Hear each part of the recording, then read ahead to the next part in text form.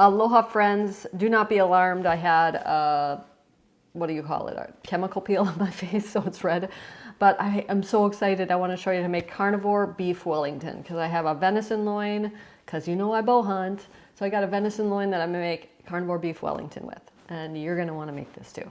Okay friends, to start, we want the duck cell, which are mushrooms, which I believe are kind of carnivore because they breathe oxygen like humans.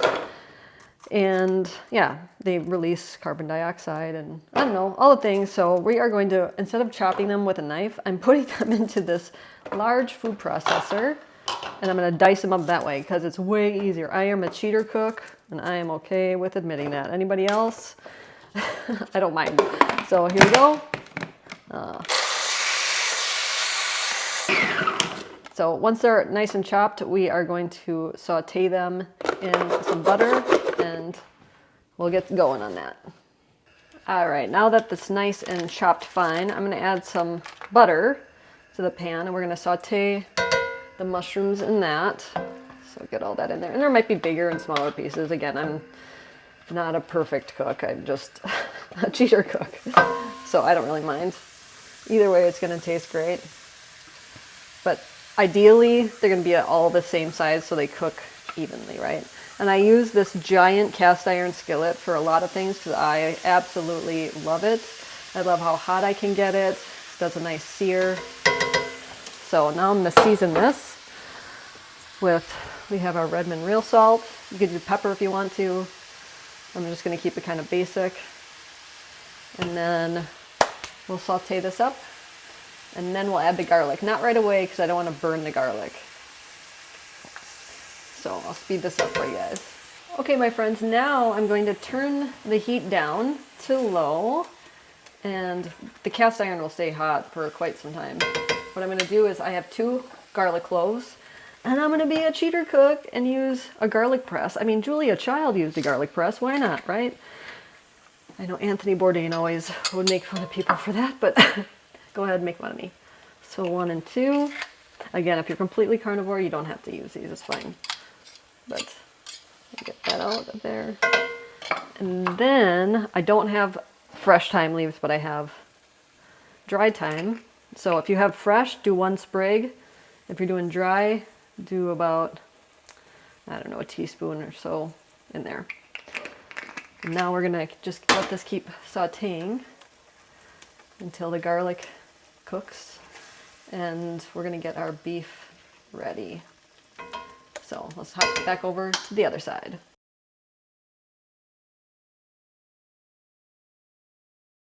Okay friends, this is my venison tenderloin. Yes, big deer. So I am going to kind of trim it because it's kind of ragged here. And we want it to be nice and even. And then I'm going to cut it down the center. I'm not going to waste this either, I'll use that. I'm going to cut it down the center so we have 2, or I could even make 3. Yeah, maybe we'll do 3, because then we'll cut that in half. What do you, Wellingtons. Yes, I know, but Bella, you smell that bee? You want some num num? Sure, I'll cut a little piece off for you. Here we go. Bella loves it. You want to see how cute Bella is? Here, Bella. You want some num num? Where are you, Dee? There you go. Good girl. Okay, my friends, before I sear the tenderloin, I have prosciutto here. And this prosciutto is nothing like what I just had in Italy. Sorry. Sorry, United States. Your prosciutto is not as good. And it's just not. I actually like Bresaola better, which is beef. It's kind of like the beef prosciutto. It's really, really good. I eat that all the time. So I'm gonna lay this out here on 3 different pieces of parchment. And then we'll overlap it. And then we're making beef Wellington, Kai. Ooh. Venison Wellington. Good, huh? Yeah. Kai and I love to watch Hell's Kitchen, and they have beef Wellington all the time on there. And this prosciutto is just not being friendly to me today. But I'm gonna lay this out, and then I'm gonna season my tenderloin up. Mamma mia. Bella's waiting for more steak. She likes the tenderloin. She's right by my feet. We just went on a nice long walk. She loves walking. Okay, this is just frustrating. Sometimes it comes apart so easy, and sometimes it doesn't. And it is cold, so it shouldn't be that difficult to get apart. Anyway, I'm gonna speed this up so you guys don't have to be bored by me.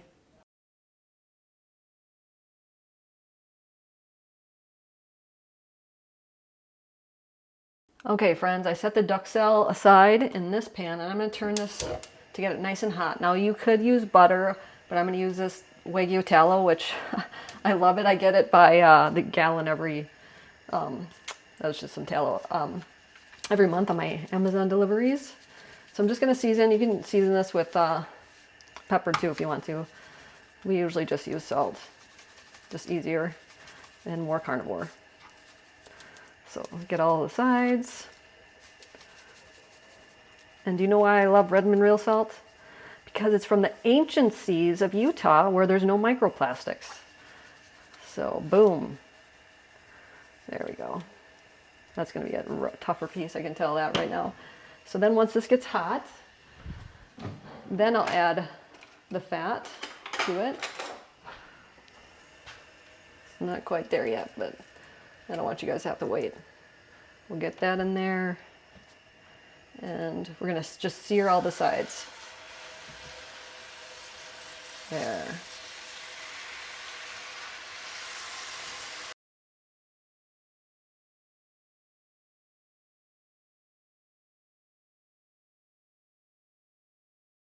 And now we are going to take the duxelle and place that on top of the prosciutto. And then we're going to rub the loin with some Dijon mustard. On more of a layer here. And then I'm going to do one without prosciutto to show you that it can work. It's not going to be quite the same. But if you have someone in your family that doesn't eat pork, can't eat pork, you don't technically need it. There we go. So with the Dijon, we have the Primal Organic Dijon. Ah, shoot. Mamma mia. And I'm just going to rub this all over the sides. Oh, didn't really turn out like I thought it would. Just a nice thin layer to get that spiciness going. There we go. Place that right in the center. And then we'll do the same with this one. I wonder if Kai's gonna like it, because whenever we watch Hell's Kitchen, he's all about it. And I was thinking, they usually serve like a red wine reduction with it. I'm gonna make my carnivore steak sauce and do it that way. And then, so the one without the prosciutto, we're just gonna put the duxelle down on a layer like this. And then the puff pastry will go around that. Hopefully this will work out. I understand now why they use the prosciutto to hold the duxelle in place, right? There we go. Rub that up. If this one doesn't work, it'll be fine. I've never done it without the duxelle, but we will get these wrapped up.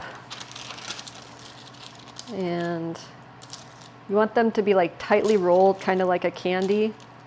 What do you say, like a, I don't know, like a peppermint candy. They usually use plastic wrap, but we don't have plastic wrap. So we're just going to wrap it tightly in this, like that. And then we'll set this in the fridge while we get the pastry going. And it is carnivore, so don't leave your seat.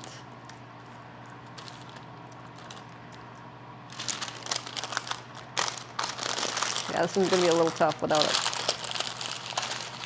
Excuse me.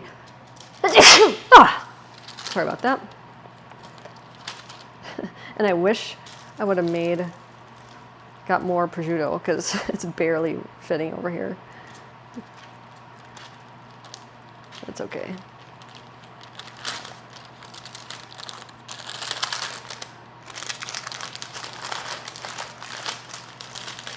All right, I'll place these in the fridge and we'll get going on the rest.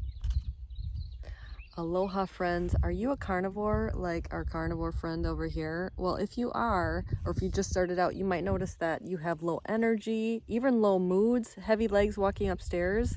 And what that means is that carbohydrates retain water. And when you eliminate all those carbohydrates, along goes all that water loss. You might get migraines, headaches. And what you need to do is you can't just drink more water because you're just going to urinate more. You need to add in something like Element. Element is a perfect electrolyte that has the best amount of sodium, potassium, and magnesium ratio. And they are so generous. If you use code, or actually if you go to drinkelement.com/KetoMaria, you get a free sample with your order. I love it. We always pack it when we come on safari or any of our trips. And it tastes delicious. I love this orange salt, and I actually marinate chicken with it. It's super delicious. Oh, check that out. How cool is that? Don't miss the free sample. It's awesome. Kai loves the grapefruit salt. Oh, we have more animals coming up. It's pretty cool, huh? Look at that. Isn't that amazing? Don't miss the free sample. It's awesome. All right, now for the pastry dough. You're gonna want 1 egg, but I'm doing a double batch because if I need more, then I have it. If I don't, then I'm gonna make a pizza crust with it, because when you're going through the trouble of making this dough, why not, right?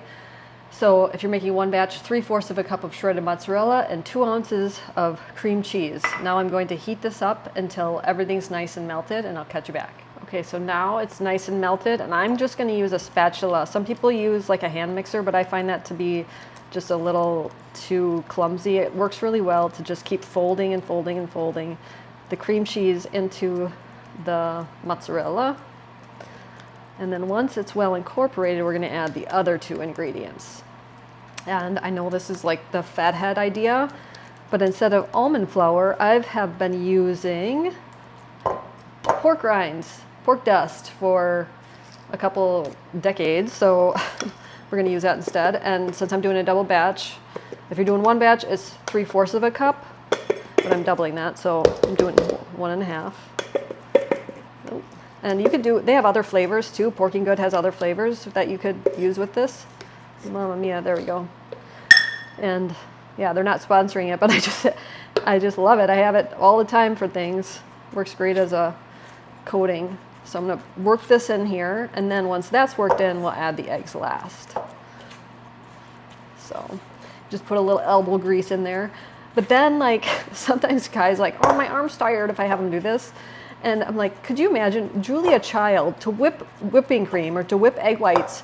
She did it by herself, you know, like that's just amazing, right? Now this part I might just use my actual hands because it just gets easier that way. Make sure it's not too hot if you do this. And just kind of fold this in. And this is going to be your pastry dough. And about, I don't know, 15 minutes or however long it takes to get your oven hot, you want to preheat your oven to 425 degrees. And you're going to be using that to cook the Wellington in. So this is the Carnivore pastry. And like I said, it makes great pizza crust. I've done other things with it, like a Danish. So it's good. Just a little bit tough to make sure everything is incorporated well. Just gotta work with it a bit. All right, pretty much there. And now we're gonna wrap the Wellingtons. Now this part, I'm gonna place some parchment and grease both sides well. And then roll it out really thin. Come on out. There we go. And if you chill this, it works better. So mine's not chilled, but just so you know, if you're patient, things work better. So you want a nice thin layer, because if it's too thick, it's going to be just It's going to take a while to cook, and then by the time it cooks, the beef will be overcooked. So you want to make sure it's nice and thin. And then we'll divide that into 3.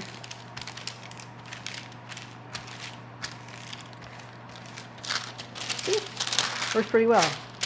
Didn't even use a rolling pin. There we go. Now I am actually going to chill it because I'm not quite ready to get this in the oven. I want to make sure it's closer to mealtime, and right now it's not. So I'll catch you guys back in about an hour.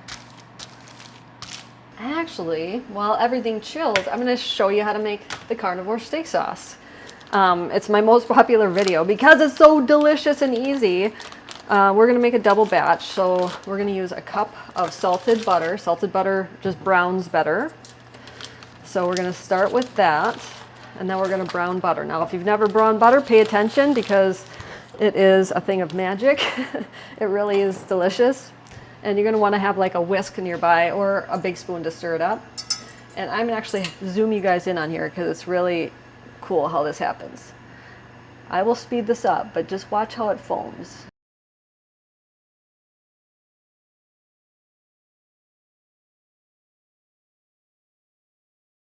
Okay, friends, see how you can hear it sizzling? I can brown butter without even watching it because I can hear when it changes. Because when it's loud now, but once it gets quiet, then it's actually starting to brown. And that's when you want to be close and whisk it, otherwise you'll get burnt butter, which is a delicacy in France, but it just tastes like burnt butter.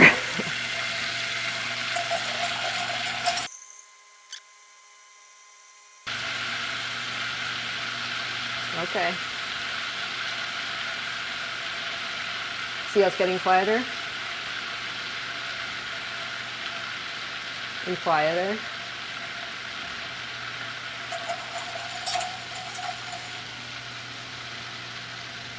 Now it's really quiet. See? It's starting to brown. That means hurry up, start whisking. Pretty cool, huh? Now, I like to get mine pretty dark. Some people stop right when it's starting to brown, but I push it a bit.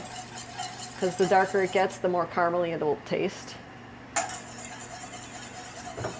I turned the stove off because it will continue to brown until I remove it from this hot stovetop area. Okay, so that's brown butter. Perfect. And now it's probably best to use like a stick blender in here, but I'm going to put this into a real blender. Okay, my friends, now to make the sauce, we're going to place an equal amount of cream cheese into the blender as we did butter. So we made a whole cup of butter. We're doing a cup of cream cheese, and I'm going to carefully pour that brown butter in there. Okay, and then, ouch, that's hot. I'm not going to waste all these brown bits. There's a lot of brown bits on here. I'm going to place my beef broth, and I'm just using the Kid on Fire beef broth, kind of to get all that goodness off. Scrape it off if you have to, because that's a lot of flavor, all that brown bits. I'm going to add that to that's hot, to the blender. There we go. And then the secret ingredient is truffle salt. Add a little bit at a time because you could always add more. And you don't need a lot to give it a lot of flavor. And some people find it too salty if you go right to the, where did that cover go? There it is, to the salty part. And then we're just going to blend that up. But I wish, I just used this blender so it was in the dishwasher to make another recipe. There we go.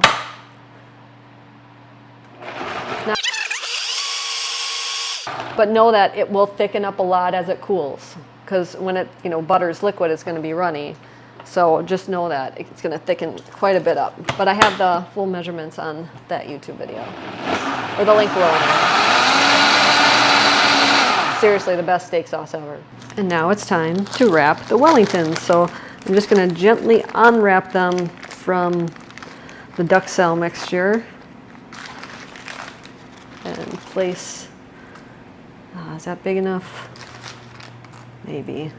I might just be making 2 right now. Yeah. I might not have flattened it enough, but you want to completely wrap this in pastry and have it seal side down. So, yeah. There we go. And if you have to take some away from one side and put it on the other so it fits, like here, this is extra. So that's going to be hard to cook through if there's a lot in one spot. So just take it off and place it on another spot. Yeah. There we go. We'll have that side sealed down anyway. So there we go. This is a giant Wellington, Maria. Jeez, that's probably my problem. And that's going to be what? Look how big that is. That's huge. That is way bigger than Gordon Ramsay's Wellingtons. And then which one was also, this one also has prosciutto. So unroll that. Oh boy, we're getting some prosciutto off. Great. There we go. Put that down like that. And then start wrapping it. Yeah, these are huge. My fault.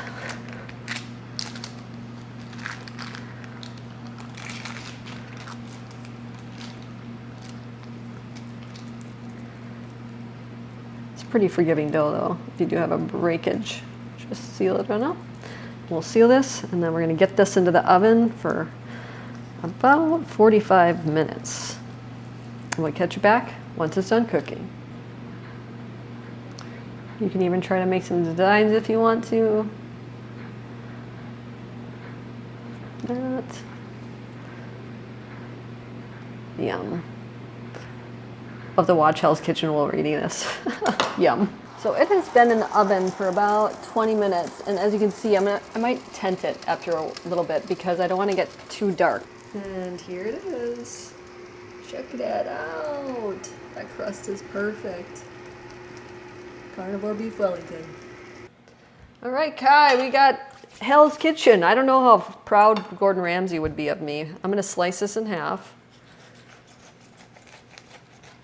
Oh, hear that crust? Yeah. That's a nice crust. Now, it's been cooked for quite a bit of time before you, and you don't like it too pink, so that's probably perfect pink for you, yeah? Yeah. Yeah. There we go, people. Check that out. You want some sauce or no sauce? No sauce. No sauce? Okay. Here's your knife. Here's a fork. Cut into that baby. Mommy. That one's a little bit warmer than the last one. Let me get an end piece. Ooh, that's a nice tender piece. Do you like the crust? What do you think? 1 through 10. It's a big bite. But yeah? That's good. What would you rate that 1 through 10? Please give me a high number because it was hard. I'll give it a 9. A 9, honestly? Or are you just being nice? Been a little bit. Okay, nice. we want the truth, Kai. You were the truth teller. I'll give like it a 7? Yeah. A 7? Like a 7. Is it because it's kind of cold? Or it's just not your thing? That's a factor. That is a factor. Okay, people. Pretty big factor. Pretty big factor. Okay, people, make this for your kids, but like make sure it's warm. Because your class took a long time. I thought I timed it right and I just didn't. But anyway, what do you want to tell people? Cook with your kids. Cook with your kids. And please share this video with your carnivore friends to show them how delicious healthy eating can be. Mahalo, everybody. Oh, and Mahalo. Show them. Ooh. Make sure to share this video with your friends and you could win a book. Excuse me. Mahalo, everybody. Mahalo. When I was 16 years old, I was diagnosed with PCOS, acid reflux, depression, and IBS. Instead of taking those prescription drugs, I decided to change my life with food. Yes, food healed me, and it's healed so many of my clients over the past 20 years of working with people. If you are interested in transforming your life, check out ketomaria.com. I'd be honored to help you.